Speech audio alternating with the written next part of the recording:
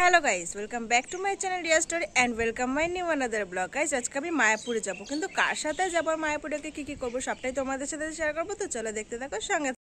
আমি রেডি হয়ে বেরিয়ে পড়লাম মায়াপুরে যাওয়ার জন্য। আর আমার আজকে কেমন লাগছে তোমরা কিন্তু কমেন্ট করে জানিও।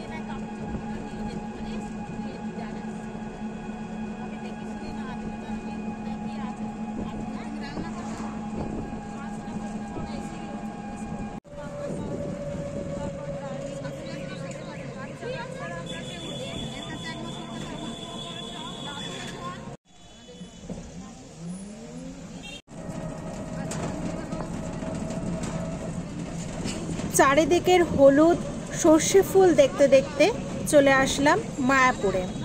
ওখান থেকে কয়েকটা মন্দির দেখতে দেখতে পৌঁছে গেলাম ইস্কন মন্দিরে। আর আজকে এসছি আমি আর আমার মামির বোন। তো আমরা দুজনেই এসে আগে ত্রিলোক কেটে নিলাম।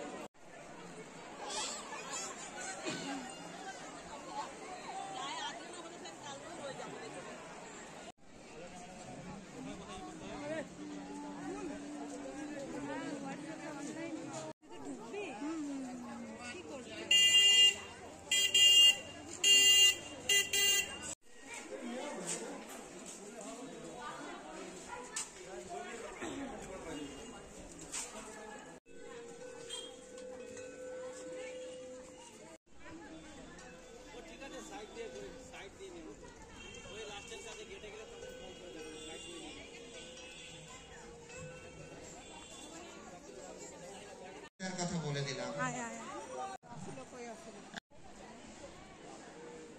সেজন্য ইসকনে আমি বা আমরা কেন জয়েন করেছি সেটা প্রভুপাদ আমাদেরকে এক জায়গায় দাঁড় করিয়ে দিয়েছে। একটা তসমাৎ শাস্ত্রম প্রমাণন্তে কারিয়া কারিয়া অবস্থা। শাস্ত্রের তোমার একমাত্র তুমি কি করবে, তুমি কি করবে। শাস্ত্রে যদি থাকে মানুষ, শাস্ত্রে যদি না থাকে অমান্য করবে। ইসকন এতটা অর্গানাইজ নয়, না না, ইসকন তখন সবে সবে এস্টাবলিশড হয়েছে, সব কিছু ছেড়ে দেন। সারা বিশ্ব আপনার চরণে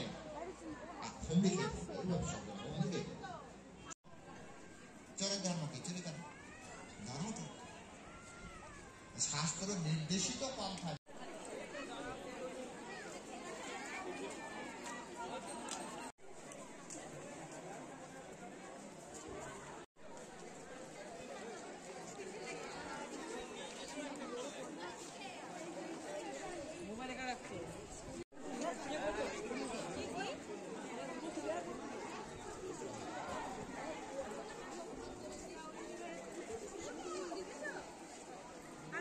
उसी के लिए हम फोन किया आपको कि बोल देते ভিডিওটা অতি লাস্ট আছে।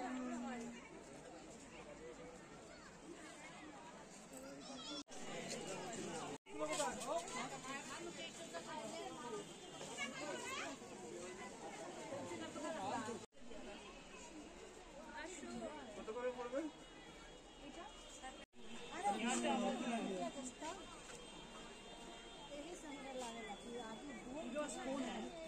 हाँ हम यहाँ ही